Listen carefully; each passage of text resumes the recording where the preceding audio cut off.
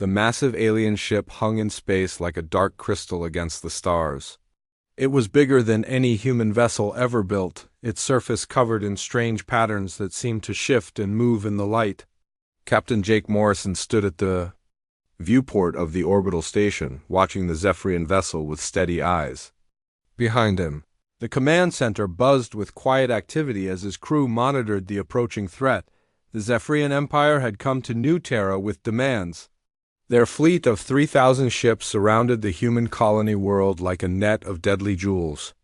Each ship was the size of a city, armed with weapons that could turn planets into dust.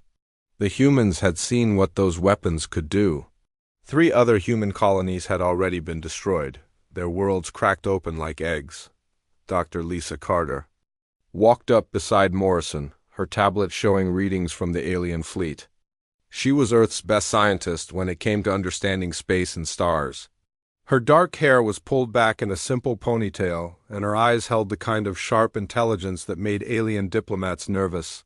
"Their flagship is requesting permission to dock," she said quietly. "Ambassador Crixtol wants to meet face to face." Morrison nodded. "Let them come. General Turner is already waiting in the conference room." The docking bay filled with the sound of alien machinery as the Zephyrian shuttle connected to the station. The airlock cycled open with a hiss, and Ambassador Crixtol stepped through. The alien was tall, nearly 8 feet in height, with scales that shimmered like oil in the station's lights. His eyes were large and golden, set in a face that looked like it had been carved from green stone. Behind him walked 2 guards, their weapons visible but not drawn. The conference room was simple and clean, with a long table in the center. General Alex Turner sat at one end, his military uniform crisp and his expression hard. He was a man who had spent his life preparing for war, and today might be the day that preparation was tested. His gray hair was cut short, and his hands rested calmly on the table. Crixtol took his seat across from the humans. His movements were smooth and confident, like a predator that knew it held all the advantages. When he spoke, his voice carried the weight of an empire that had conquered half the galaxy. "Humans of New Terra," he began, his words carefully chosen. "I bring you greetings from Emperor Zalthek and the Zephyrian Empire. We have come to offer you a choice." Morrison leaned back in his chair. "We're listening." The ambassador's golden eyes fixed on each human in turn. "Your species has shown remarkable ability to spread across the stars. You have built colonies on dozens of worlds, and your technology grows stronger each year. This has not gone unnoticed by the Empire." Dr. Carter made a note on her tablet. "And that concerns you?" "It concerns us greatly," Crixtol replied. "The galaxy has room for only one dominant species. The Empire has ruled for 10,000 years, bringing order and peace to countless worlds. We cannot allow a new power to rise and challenge that order." General Turner's jaw tightened. "So you destroyed our colonies at Kepler Station, New Boston, and Harmony." "We demonstrated our resolve," the ambassador said without emotion. "Those worlds were given the same choice we offer you today. They chose poorly." Morrison kept his voice steady. "And what choice is that?" Crixtol reached into his robes and placed a small device on the table. It projected a holographic image of the New Terra system, showing the planet surrounded by the Zephyrian fleet. "Immediate and complete surrender. Your military forces will be disbanded, your weapons will be destroyed. Your people will be relocated to reservation worlds where they can live in peace under Empire rule." The room fell silent. Dr. Carter looked at the projection, her scientific mind already calculating the odds. The Zephyrian fleet was massive, their technology far advanced. A direct fight would be suicide for the humans. "And if we refuse?" Morrison asked. The ambassador's scaled face showed something that might have been a smile. "Then New Terra will join your other colonies in non-existence. Our weapons will crack this world like an egg. Your orbital stations will become debris, your ships will be turned to vapor. Every human in this system will die." General Turner leaned forward. "You're talking about genocide." "I'm talking about order," Crixtol replied. "The Empire has faced young species before. They always think they can resist. They always believe their courage or their technology will save them. It never does. The ambassador stood, his tall frame casting a shadow across the table. You have 72 hours to decide. Surrender or face the consequences. There is no third option. Morrison looked at his companions. Dr. Carter was studying her tablet, her mind already working on possibilities. General Turner sat rigid, his military training warring with the reality of the situation. The odds were impossible, but humans had faced impossible odds before. We'll need time to consider your offer, Morrison said finally. Crickstall-esque golden eyes showed amusement. Of course. All species say the same thing when faced with the inevitable. Fear makes you cling to hope, even when hope is foolish. The ambassador moved toward the door, his guards following. 72 hours, Captain Morrison, not a moment longer. The Emperor's patience has limits. As the aliens left, the three humans sat in silence. The weight of their decision pressed down on them like the gravity of a dying star. Outside the viewport, the Zephyrian fleet waited with the patience of predators. Dr. Carter was the first to speak. Their fleet composition is interesting. Heavy on energy weapons, light on point defense. They're designed to fight other ships, not to deal with unconventional threats. General Turner shook his head. Doesn't matter. We have 50 ships against 3,000. Even if we had some secret weapon, the numbers are impossible. Morrison stood and walked to the viewport. The stars looked the same as always, but somehow the universe felt different now. Humanity had reached a crossroads, and the path forward was shrouded in darkness. Maybe we don't need to fight them the way they expect, he said quietly. Dr. Carter looked up from her tablet. What do you mean? Morrison turned back to his companions. They've conquered the galaxy by being the biggest and strongest. They've never faced an enemy that could change the rules of the game entirely. The captain's eyes held something that might have been hope, or might have been madness. Contact the surface. Tell them to prepare the bunker for a full leadership meeting. We have a decision to make. As the alien fleet continued its silent vigil, the humans began to plan their response. They had 72 hours to choose between surrender and destruction. But perhaps, just perhaps, there was a third option that the Zephyrian Empire had never considered. The countdown had begun, and the fate of humanity hung in the balance. The underground bunker on New Terra was carved deep into the planet's bedrock, hidden beneath layers of rock and metal that could withstand orbital bombardment. Emergency lighting cast long shadows across the walls as the human leadership gathered around a circular table in the center of the main chamber. The air recyclers hummed quietly. The only sound in the tense silence. Captain Jake Morrison stood at the head of the table, his weathered face showing the strain of the past few hours. Around him sat the most important people in the colony, Dr. Lisa Carter with her stack of research tablets, General Alex Turner still in his military uniform, and a dozen other officials who had been quietly evacuated from the surface. Ladies and gentlemen, Morrison began, his voice carrying across the chamber, we're not surrendering. A murmur ran through the group. Several officials shifted uncomfortably in their seats. The Zephyrian fleet above them was powerful enough to destroy worlds, and everyone in the room knew it. Captain, said Administrator Paul Green, the colony's civilian leader, we have to be realistic. Their technology is centuries ahead of ours. Their fleet could glass this planet in minutes. Morrison nodded. You're right. In a conventional fight? We'd lose, but we're not going to fight them conventionally. Dr. Carter stood up, her eyes bright with something that looked like dangerous excitement. The Kepler protocol is ready. We've been testing it in secret for the past 5 years. The name meant nothing to most of the people in the room, but Administrator Green went pale. You're talking about the Stellar Manipulation Project. That was supposed to be for terraforming. It was, Carter replied. But like many scientific tools, it has other applications. She activated a holographic projector in the center of the table. The air above the table filled with a 3-dimensional map of nearby star systems. Red dots marked human colonies, while blue dots showed major Zephyrian worlds. The gravitational resonance amplifier was designed to nudge asteroids and small planets into new orbits, Carter explained. We thought we could use it to create better conditions for human settlement. But during our tests, we discovered something remarkable. The hologram zoomed in on a young yellow star surrounded by several planets. We can destabilize stars. We can make them move. We can even make them go supernova if we need to.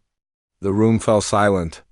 Even the air recyclers seemed to quiet down as the implications sank in. Engineer Danny Brooks, the man who had built the stellar manipulation arrays, stepped forward. He was younger than most of the others, with a kind of focused intensity that came from years of working with dangerous technology. The arrays work by sending focused gravitational waves into a star's core, he explained. Most stars are stable because of the balance between gravity pulling inward and nuclear fusion pushing outward. If you disrupt that balance, you can make a star do almost anything. Colonel Amy Walsh, commander of the Special Forces Unit, studied the hologram with professional interest. She was a tough woman with short blonde hair and scars on her hands from years of military service. "So we're essentially holding their homeworld hostage?" she asked. "Not their homeworld," Carter corrected with a cold smile. "Something better, their capital system. Zephyr Prime orbits a young, unstable star that we can easily manipulate." The hologram shifted to show the Zephyrian capital system. The star? At its center pulsed with yellow light, and several planets orbited around it. The third planet from the star glowed with the blue-green of a living world. "If we threaten to shift this star even slightly," Carter continued, "the entire system becomes uninhabitable.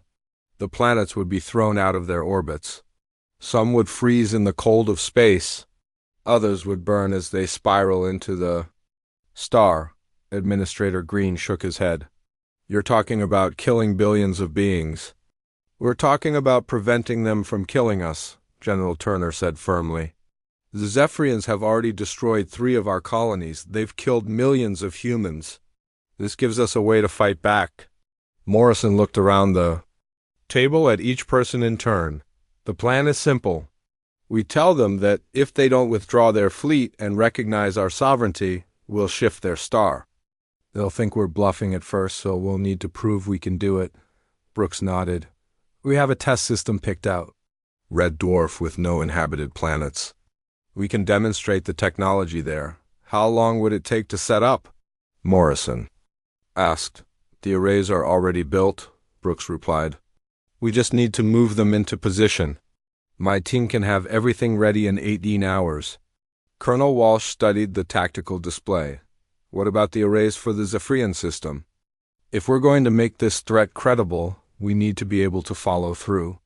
"Already taken care of," Carter said. 3 of our stealth ships have been in Zephyrian space for the past month.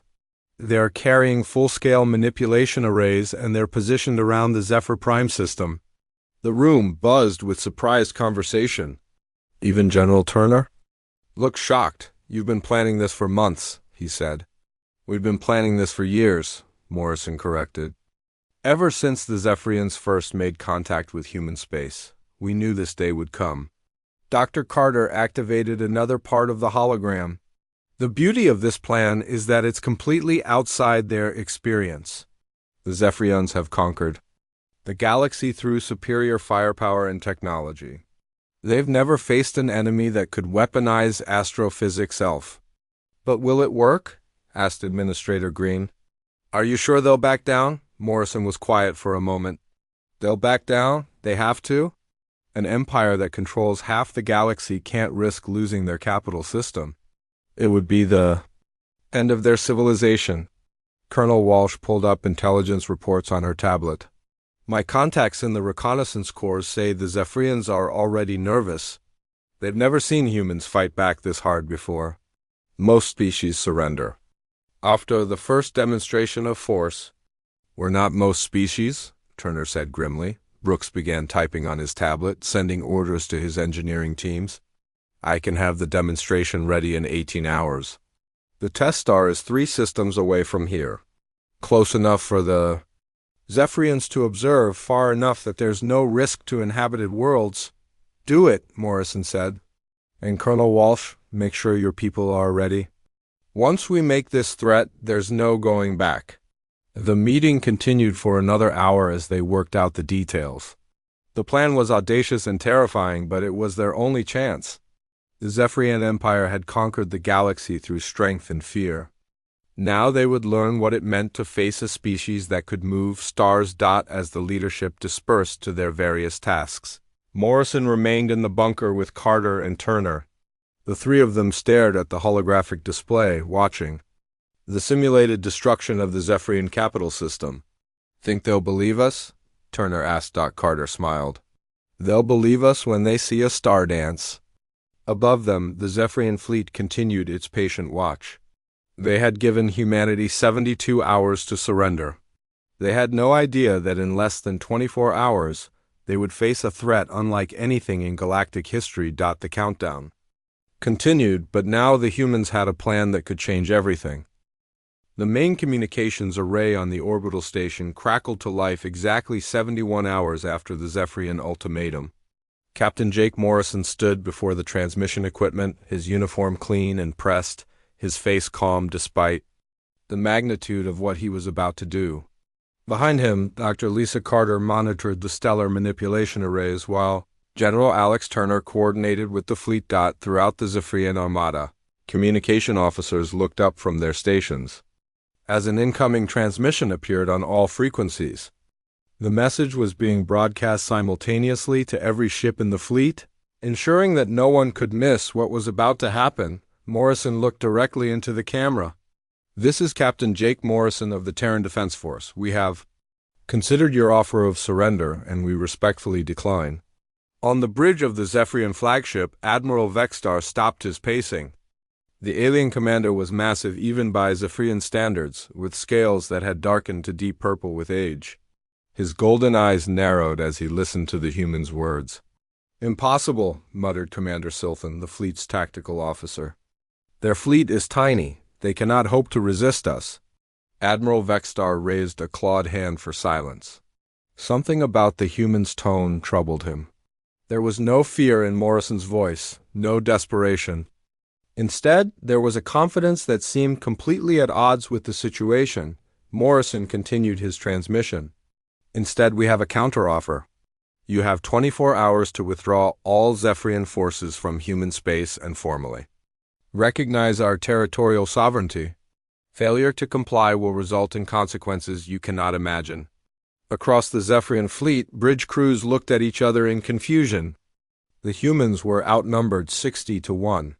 Their ships were smaller and less advanced. Yet they were making demands as if they held all the advantages. Admiral Vexstar activated his own transmission system. And what consequences might those be? Human? The response came not from Morrison but from Dr. Carter, who stepped into view of the camera. Her scientific background was evident in the way she spoke, calm and precise as if she were explaining a routine experiment. "We will shift your star," she said simply. The statement hung in space like a death sentence. On ship after ship, Zephyrian officers fell silent. Stellar manipulation was theoretical even for the Empire's most advanced scientists. The idea of actually moving a star was considered impossible by every known law of physics. Admiral Vexstar's scales rippled with what might have been amusement. "You're bluffing, human. No species has ever developed such technology." "Danny, show them," Morrison said quietly to someone off camera. The transmission switched to a view of space 3 systems away. A small probe, no bigger than a fighter craft, moved slowly toward a red dwarf star. The star burned with the dull crimson light of old age. Its surface mottled with dark spots. Engineer Danny Brooks appeared on screen, his hands moving over control panels with practiced efficiency. "The gravitational resonance amplifier works by sending focused gravitational waves into the star's core," he explained. "By disrupting the balance between gravity and nuclear fusion, we can make the star move in any direction we choose." The probe reached its position near the star and began to glow with a strange blue light. Energy readings spiked across every sensor in the Zephyrian fleet. The gravitational waves were invisible to the naked eye, but their effects were immediate and terrifying. The red dwarf began to wobble. Commander Silthan stared at his instruments in disbelief. The gravitational readings are off the scale. The star is actually moving. At first, the movement was subtle. The star's position shifted by only a few thousand kilometers, barely noticeable against the vast scale of space. But as the probe continued its work, the movement became more pronounced. The red dwarf lurched sideways, its massive bulk sliding through space like a ship changing course. The movement was slow but unstoppable, defying every law of physics the Zephyrians thought they understood. "This is impossible," Admiral Vextar whispered. "Stars don't move." "They can't move." Dr. Carter's voice came through the transmission with clinical precision. "The technology is called a gravitational resonance amplifier. We can destabilize any star within a range of 50 light-years. Your capital system star is particularly vulnerable due to its youth and instability." The demonstration continued for another hour. The red dwarf danced through space, its position shifting in ways that violated everything the Zephyrians believed about the universe. Two dead planets that had been orbiting the star were knocked out of their paths, spinning away into the darkness of space. Throughout the Zephyrian fleet, panic began to spread.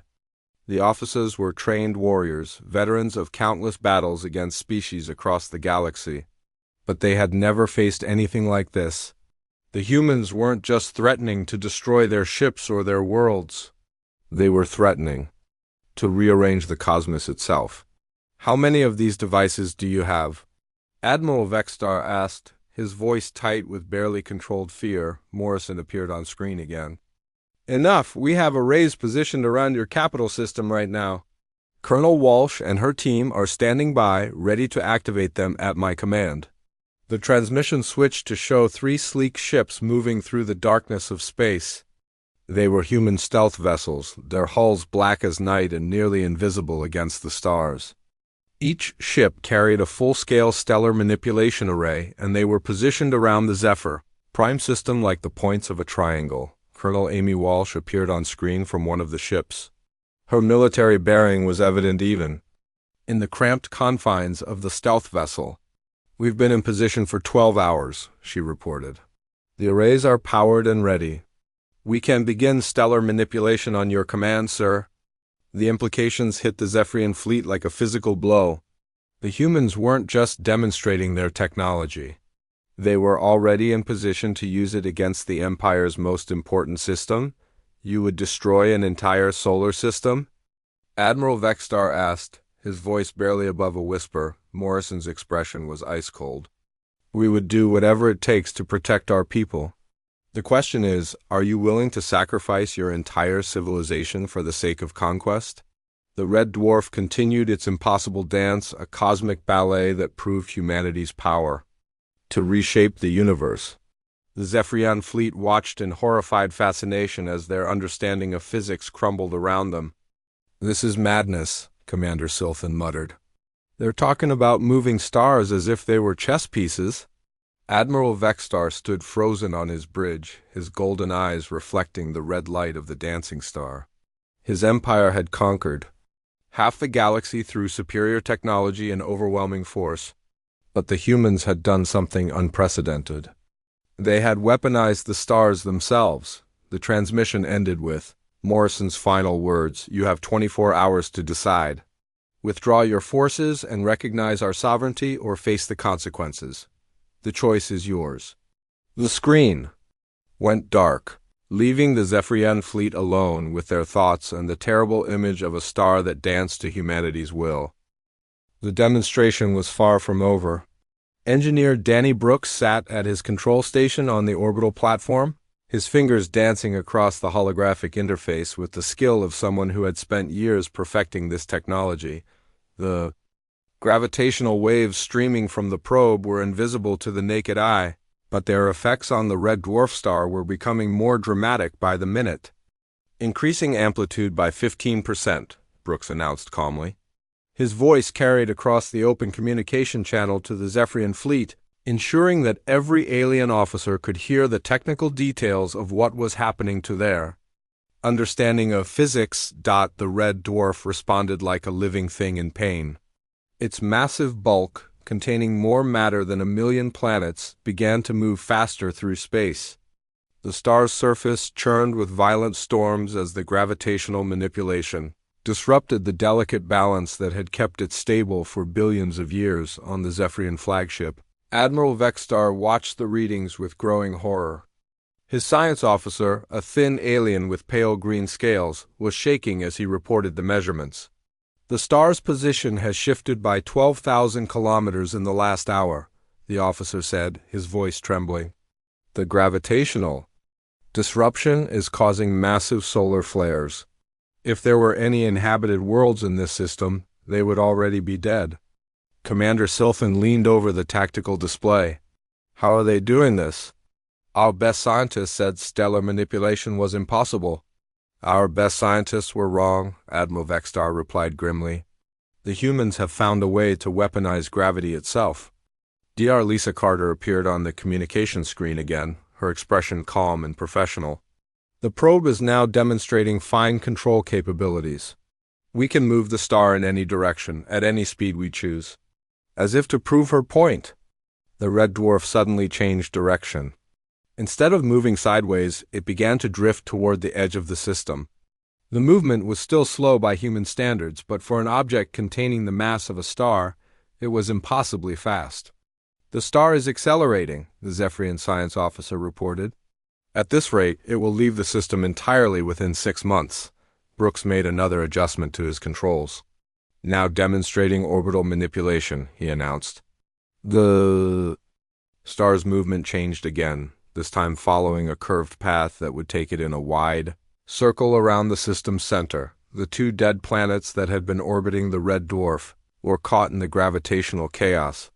One was flung out into deep space, tumbling end over end as it disappeared into the darkness. The other was pulled closer to the star, its rocky surface beginning to glow as it heated up from the increased radiation. Captain Jake Morrison's voice cut through the technical discussion. As you can see, we have complete control over stellar movement. We can make a star dance, we can send it flying into deep space, or we can make it collide with other objects in the system. The implications were staggering. The Zephyrian Empire had built their power on the ability to destroy planets and fleets. But the humans were demonstrating the ability to destroy entire solar systems without firing a single weapon. The gravitational waves can be sustained indefinitely, Dr. Carter explained. Our power systems are based on quantum energy extraction, so we don't need to worry about running out of fuel. We can keep a star moving for centuries if necessary. Admiral Vextar felt something he had never experienced in his long military career: true fear. Not fear of death in battle, which was honorable, but fear of facing an enemy that could reshape the fundamental structure of the universe. Signal the other fleet commanders, he ordered. Emergency conference in 1 hour. We need to discuss this with the High Command. Meanwhile, in the Zephyr Prime system, 3 human stealth ships maintained their positions around the capital star. Colonel Amy Walsh monitored the situation from the command ship, her eyes never leaving the tactical display that showed the locations of her vessels. How long until the arrays are at full power? She asked her chief engineer. 30 minutes. Colonel, came the reply. The gravitational resonance chambers are charging normally. We'll be ready to begin stellar manipulation on your command. The Zephyr Prime star was young and hot, burning with the fierce white light of stellar youth. It was much more unstable than the red dwarf in the demonstration system, which made it an ideal target for gravitational manipulation. Remember, Walsh said to her crew, we're not here to destroy their world. We're here to make sure they understand that we can if we need to. The threat is more powerful than the action. Back at the demonstration site, Brooks was preparing the final phase of the display. Now showing emergency shutdown procedures, he announced. The gravitational waves from the probe began to weaken and the red dwarf's movement started to slow. The star can be returned to its original position, Dr. Carter explained. The gravitational manipulation is completely reversible, assuming we choose to reverse it.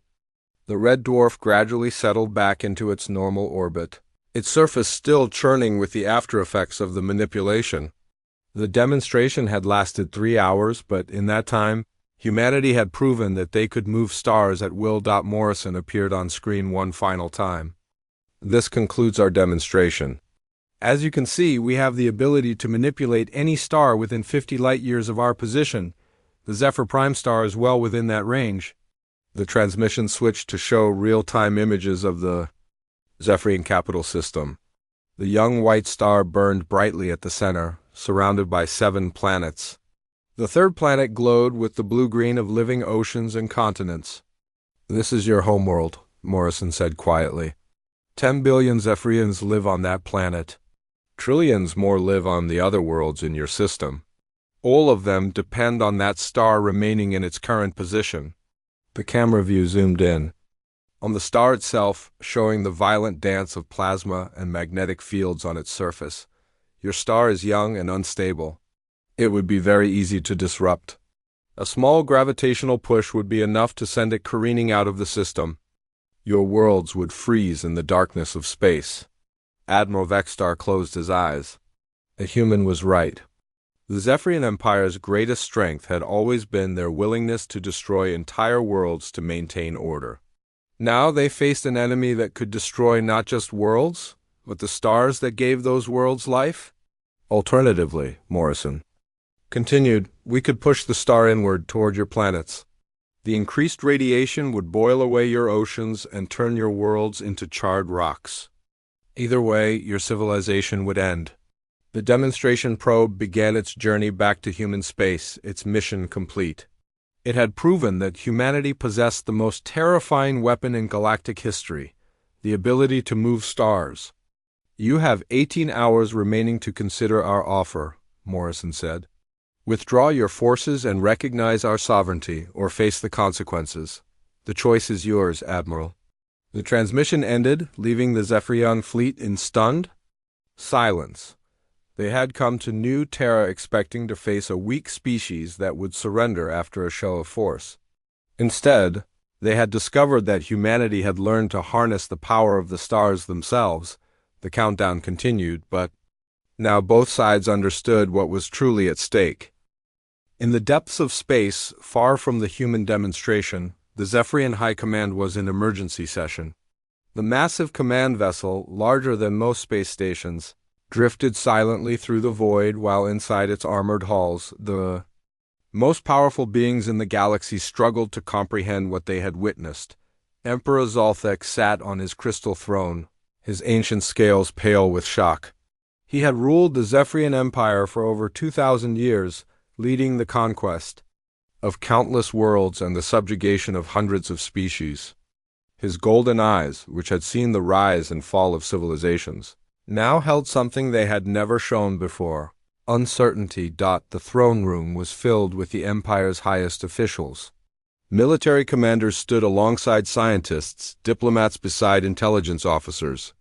All of them had watched the human demonstration, and all of them understood what it meant for their civilization. Chief Scientist Morden stepped forward, his tablet trembling in his scaled hands. He was the Empire's most brilliant mind, the being responsible for many of their technological advances. Today, his voice shook as he delivered his report. "Your Imperial Majesty," he began, "the gravitational signatures are authentic. The humans have actually moved a star. Our instruments confirm that every aspect of the demonstration was real." A murmur of fear ran through the assembled officials. Even seeing it with their own eyes, many had hoped it was some kind of elaborate trick or holographic illusion. "How is this possible?" Emperor Zolthek demanded. "Our scientists have studied stellar mechanics for 10,000 years. They have always said that moving a star is impossible." Morden consulted his tablet, his claws clicking nervously against the surface. "Their science is different from ours, Your Majesty. While we focused on energy weapons and force fields, they studied gravity and space-time itself. They approach physics from angles we never considered." War Commander Thalrex, a massive Zephyrian with battle scars covering his dark scales, slammed his fist on the table. "Science or no science, they are still just one small species. We can destroy their worlds before they can activate their weapons." "Can we?" asked Intelligence Director Kexlara, her voice sharp with doubt. They have vessels positioned around our capital system right now? Their stellar manipulation arrays are already in place and ready to activate. The Emperor's claws scraped against his throne. Show me the intelligence reports. A holographic display filled the center of the room, showing the Zephyr Prime system in perfect detail. The young white star burned at the center, surrounded by the 7 worlds that formed the heart of the Empire. Among the planets, 3 tiny dots moved in carefully calculated orbits. Human stealth ships, Kexlara explained. Our sensors can barely detect them, but they're there. Each one carries a full-scale gravitational manipulation array. They've been in position for over 12 hours. The implications were staggering. While the Zephyrian fleet had been focused on the new Terra system, the humans had already struck at the Empire's heart. Not with weapons or invasion forces, but with the threat to destroy the star that gave life to their most important worlds. Emperor. Zolthek studied the display with the calculating mind that had built an empire. What would happen if they activated their devices? Morden's scales darkened with fear. The Zephyr Prime star is young and unstable. Any significant gravitational disruption would send it out of its current orbit. The planets would either freeze in space or be pulled into the star itself. How long would our worlds have? Days, Your Majesty. Perhaps weeks if we're fortunate. But the end result would be the same. Every world in the system would become uninhabitable. War Commander Thaurex growled deep in his throat. 10 billion Zephyrians live on the homeworld alone. Trillions more. Throughout the system. Are we supposed to surrender to save them?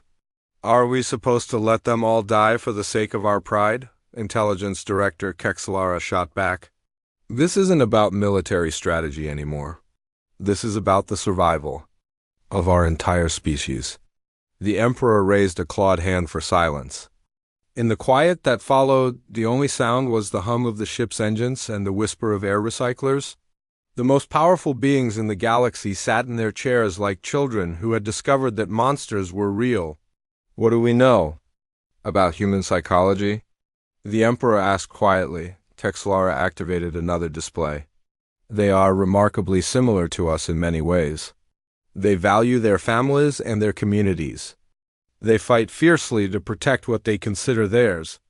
But they also have something we have rarely encountered, which is they are willing to take enormous risks when they believe their cause is just. Most species surrender when faced with overwhelming odds. Humans seem to see impossible odds as a challenge to overcome. The Emperor considered this. Throughout his long reign, he had conquered species after species by demonstrating overwhelming force. The threat of destruction had always been enough to secure surrender. But the humans had responded to that threat by creating an even greater one. They've made the concept of galactic empire obsolete, Morden said quietly. Any species that can move stars can reshape the galaxy itself. Traditional military power becomes meaningless against such a capability. War Commander Thaurex's scales bristled with anger. You're suggesting we bow down to a species we could crush with conventional weapons. I'm suggesting we face reality, the scientist replied. They don't need to defeat our fleets. They can simply make our star disappear. What good are our weapons? If our homeworld is frozen solid? The Emperor stood from his throne, his ancient frame still imposing despite the weight of years. He walked to the viewport that showed the stars beyond, countless points of light that had once seemed like eternal beacons. Now each one looked like a potential weapon in human hands. How many stars are within range of their technology? He asked. Morden checked his calculations. Within 50 light-years of human space? Approximately 800 systems, including our 50 most important worlds. The number hit the room like a physical blow. The humans could threaten not just the capital system, but the entire core of the empire. Every major world, every industrial center, every military base was within range of their stellar manipulation technology. They've turned the galaxy into a hostage, Kexlara whispered. Any star could be moved, any system could be destroyed. They don't need to conquer us. They just need to threaten the right stars. Emperor Zolthek continued to stare out at the stars. For 10,000 years, his empire had ruled through fear and superior technology. They had convinced countless species that resistance was futile, that surrender was the only rational choice. Now the humans had turned that same logic against them. The threat of stellar manipulation was so overwhelming, so utterly destructive, that resistance truly seemed futile. Your Imperial Majesty, Morden said carefully, we need to consider the possibility that the humans are not bluffing. The demonstration was real? Their ships are in position? They have the capability to destroy our capital system. The Emperor turned back to face his advisors. In his golden eyes, the weight of decision was visible. He had built his empire on the principle that the strong ruled the weak. But what happened when the weak found a way to become stronger than anyone had ever imagined? Summon Admiral Vexstar, he said finally. Tell him to prepare my personal ship. I will go to the new Terra system myself. The room erupted in shocked protests, but the Emperor silenced them with a gesture. If we are to surrender our empire to save our species, I will do it myself. The humans have earned that much respect. The countdown continued, but now both sides knew how it would end. The massive Zephyrian command ship approached the new Terra system with flags of truce displayed across its hull. The vessel was unlike anything the humans had ever seen, built from what looked like living crystal that pulsed with soft blue light. It was easily 10 times larger than the biggest human ship, a floating palace that had carried the Emperor across the stars for centuries. Captain Jake Morrison stood on the bridge of the human orbital station, watching the alien vessels approach through the main viewport. Behind him, Dr. Lisa Carter monitored the gravitational arrays while General Alex Turner coordinated with the fleet. The moment they had all been working toward was finally here. Incoming transmission from the Zephyrian vessel, reported communications.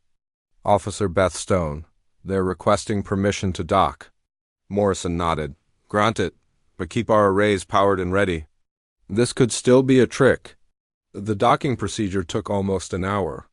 The alien ship was so large that it had to use the station's main cargo bay, and even then, only a small shuttle could actually connect to the human facility. When the airlock finally cycled open, a figure stepped through that made every human present hold their breath. Emperor Zolthek was ancient beyond human understanding, his scales bearing the silver-gray coloration that came with extreme age. He moved with the careful dignity of someone who had ruled an empire for millennia, but his golden eyes held something that had never been there before: humility. Behind him walked a small entourage of advisors and guards, their expressions grim with the weight of what was about to happen. The meeting took place in the station's main conference room, which had been hastily prepared for the most important diplomatic encounter in human history. The lighting was adjusted to accommodate alien vision, and translators worked to ensure every word would be understood perfectly. Emperor Zolthek took his seat across from the human delegation. His ancient frame seemed smaller than expected, as if the weight of his decision had physically diminished him. When he spoke, his voice carried the authority of countless worlds, but also the weariness of defeat. Captain Morrison, he began, his words carefully chosen, you have proven your point. We withdraw our ultimatum. Morrison leaned forward. Withdrawal isn't enough, Your Imperial Majesty. We want formal recognition of human sovereignty, reparations for the colonies you destroyed, and a non-aggression pact that extends to all human space. The Emperor's advisors shifted uncomfortably at the demands, but Zolthek himself remained still. And if we refuse these terms? Dr. Carter activated the holographic projector in the center of the table. The display showed the Zephyr Prime system. In real time, with the young white star burning at its center and the 7 planets orbiting around it. 3 tiny dots marked the positions of the human stealth ships. Then we activate the arrays, Carter said simply. Your star will shift approximately 0.3% of its current position. That's enough to disrupt every planetary orbit in the system. Your homeworld will either freeze or burn, depending on its new trajectory. The Emperor stared at the display for a long moment. The third planet from the star glowed with the soft blue-green of living oceans, home to 10 billion of his people. The other worlds in the system held trillions more. All of them depending on the star remaining exactly where it was. "You would destroy entire worlds to get your way?" asked Chief Scientist Morden, his voice trembling with barely controlled anger. Morrison's expression was ice-cold. "You destroyed 3 of our worlds to get yours. The difference is that we're giving you a choice." General Turner pulled up tactical displays on his tablet. New Boston had 2 million colonists. Kepler Station had 800,000. Harmony had 3 million. All of them civilians, all of them killed to make a point about Zephyrian power. The Emperor closed his ancient eyes. "Those worlds were given the same choice we were given. They chose to resist. And they died for it," Morrison replied. "We're offering you the chance to live. The question is whether your pride is worth more than your people's lives." War Commander Thalrex, who had remained silent until now, suddenly stood up. His massive frame towered over the table, and his scaled hands clenched into fists. "This is madness. We are the Zephyrian Empire. We have ruled the galaxy for 10,000 years. We do not bow to inferior species." Colonel Amy Walsh, who had arrived from the stealth fleet just hours before, looked up from her tablet. "Your empire means nothing if your capital system is a frozen wasteland. Your 10,000 years of rule will end in 10 minutes if we activate those arrays." The war commander's scales bristled with rage. "You dare threaten the sacred homeworld?" "We dare to protect our people," Morrison said quietly. "Just like you would protect yours if you had the power." Emperor Zalthek opened his eyes and studied each human face in turn. Morrison's calm determination, Carter's scientific precision, Turner's military bearing, Walsh's dangerous competence. These were not the faces of a weak species begging for mercy. These were the faces of beings who had found a way to make the universe itself their weapon.